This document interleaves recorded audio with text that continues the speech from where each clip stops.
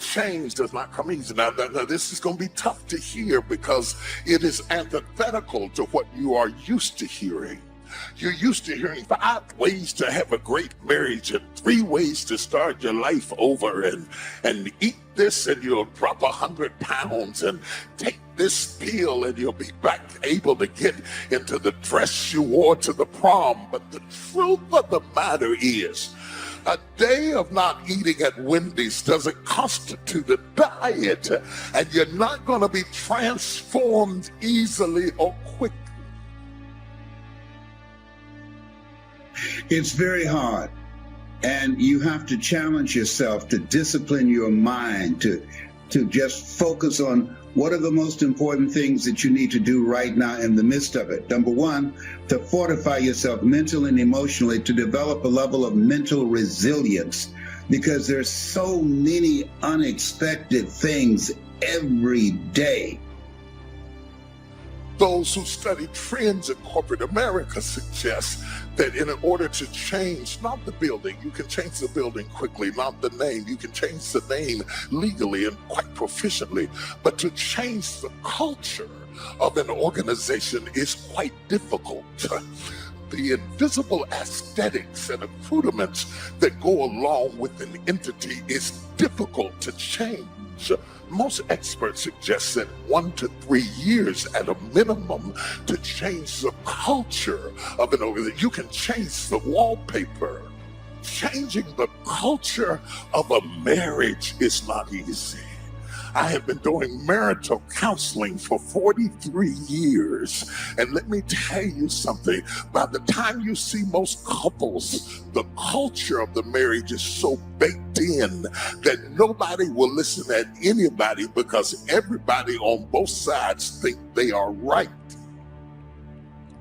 And yet they come for change and they walk away without change, because change doesn't come because you come to my office. Change doesn't come because you took a diet pill. Change doesn't come because you lifted up a barbell for a week. Change doesn't come because you hired a new CEO. Change doesn't come because you changed the name of the entity. Change doesn't come because you dyed your gray hair blonde. Change doesn't come because you shave your head off and put on an earring. Real substantive change that changes you at the core is difficult to attain. By not being prepared, you make the choice of getting caught in some of life's unpleasant circumstances, failures, personal losses. By not being prepared, it's your choice. Now here's the other side of it. By being prepared, you increase your chances of success.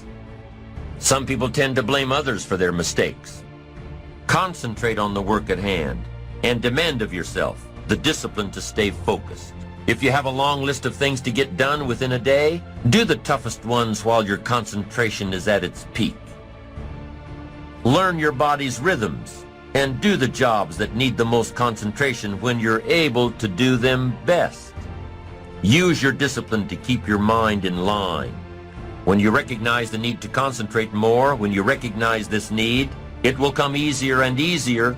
Focused concentration can become a habit. Make your mind pay attention. Discipline yourself to be where you are. Work at work and play at play. Don't mix the two. I know people do things that hurt you. Everything is not fair, and everything is not just, and everything's not right. And sometimes you've done the very best and you don't get selected and you don't get the opportunity and you haven't gotten recognized. You cannot afford to get bitter, because if you get bitter, you will never get better. You gotta get that out of you. If you gotta cough it up, if you got to throw it up, if you got to pray it up, you gotta get it out of you. There's a curse on it. There's a curse. You gotta get it out, get it out, get it out, get it out, get it out. He left you, he cheated on you, but get it out of you, get it out of you. So you go ahead. When you look at over 33 million people have lost their job, this is unprecedented. There's trauma that's going on all across the country. It affects all of us. There are things that we can do and things that we must do to pick ourselves up. Success is not final, and failure is not fatal. We all have the challenge to search deep within ourselves to find our inner hunger, which is our power.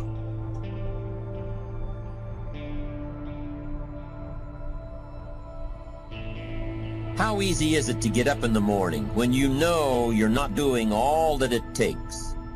It's not very easy at all. You can just lay there awake thinking, oh, what's a few more minutes in bed? It won't matter much anyway.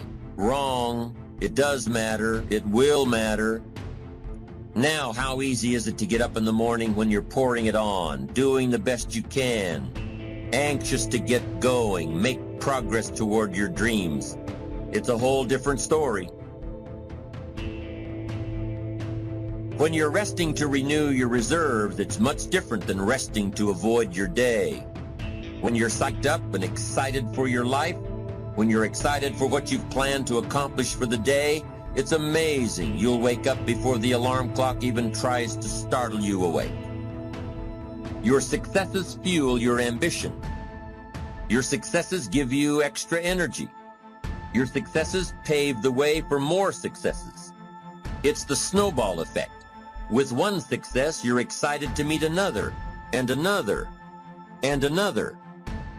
And pretty soon, the disciplines that were so difficult in the beginning, the disciplines that got you going, are now part of your philosophy.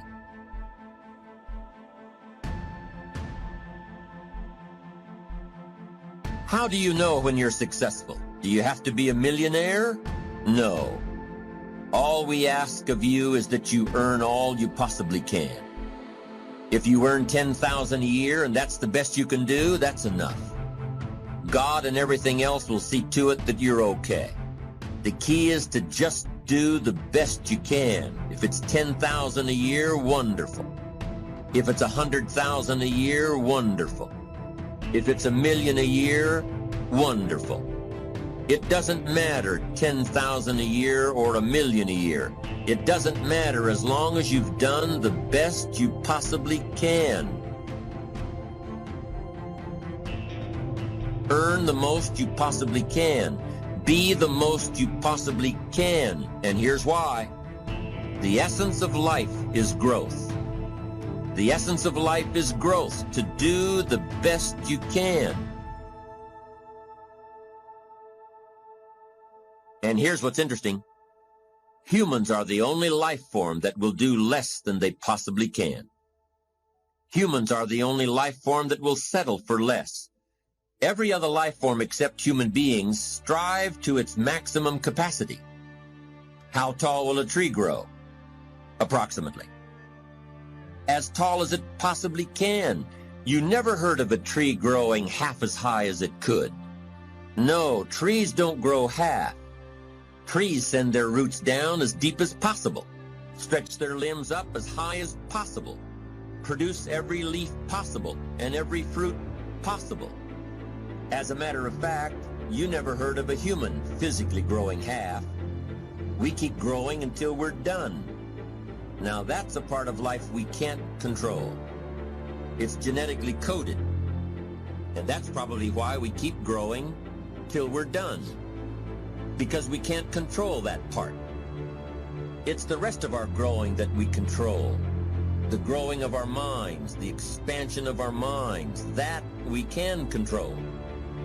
And that's what tends to get away from us. All life forms inherently strive to their max except human beings. Now, why wouldn't human beings strive to their maximum possibility? Here's why. Because we've been given the dignity of choice. It makes us different than alligators and trees and birds. The dignity of choice makes us different than all of the life forms. And here's the choice: to become part of what we could be, enough to get by, or to become all that we can be. My best advice for you is to choose the all. Earn all you can, make all the friends you can, read as many books as you can, develop as many skills as you can, see as much as possible, do as much as possible, make as much fortune as possible, give as much of it away as possible. The max, There's no life like it. I'm telling you, once I got on track, I've never looked back. Pick up the challenge. Go for it. Take the best of the two easies. Take the route of it's easy to get ahead. It's easy to do all you can. It's easy to succeed. It's easy to have financial freedom. The more you do, the more you get. So the two primary benefits of positive reinforcement are, number one, to build good habits, and number two, to create more energy to fuel your ambitions, your desires, your achievements. How can you isolate what's working for you and what isn't? How can you make sure that you are reinforcing your positive disciplines? Well, if it isn't apparent, easy to see right away, if what you're doing is happening in such small increments that you're not sure if you're on track, then you need to be writing it down. You need to keep a journal anyway. But if you really aren't sure that what you're doing is making measurable progress, you need to keep a written record. You need to write down everything that may be relevant in your day. What you did, who you saw, what you felt, how it may or may not affect you now and in the future. The best way to track your activities of the day is to write them down. The best way to track your activities of the week is to write them down. The best way to analyze your progress through the year is to have written it down. Why? So you can look back on it. Because by keeping a written record of your life, you will be more accountable.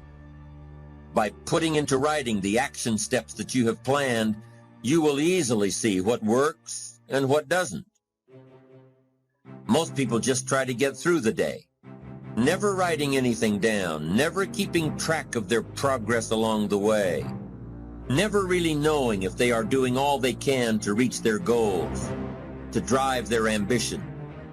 But gifted people learn to get from the day. They don't let a day end without picking up some valuable experience, some emotional content, some idea that may positively affect their future. To get the most from a day, to learn the most from a day, you need to be able to reflect on the day. And how can you reflect on a day unless you record it in history?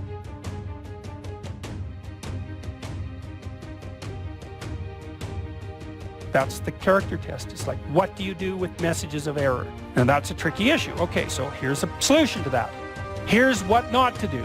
I am a bad person. I got to see myself. I'm a bad person. I might as well just go jump off the bridge. It's like, no, that's not good, because what that means is that every time you try to learn something, you're going to make a mistake, because what do you know? So you're going to make mistakes. And if the rule is every time you make a mistake, you're going to go jump off the bridge, then that's not a useful problem-solving strategy. And so when you make a mistake, you don't get to beat yourself to death with a club. It's a bad strategy, and you'll have your internal tyrant in there who's perfectly happy about doing that. That's the overactive superego that Freud talked about. Maybe it came to you via a parent who was too authoritarian, or a grandparent, or maybe it's just you because you're disagreeable and neurotic, or hyper-conscientious. You'll take yourself apart.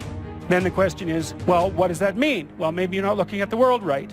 Maybe your goals are wrong. Maybe you're not acting properly. If you take yourself and you put yourself in a new environment, new genes turn on in your nervous system. They encode for new proteins. You're full of biological potential that won't be realized unless you move yourself around in the world into different challenging circumstances, and that'll turn on different circuits.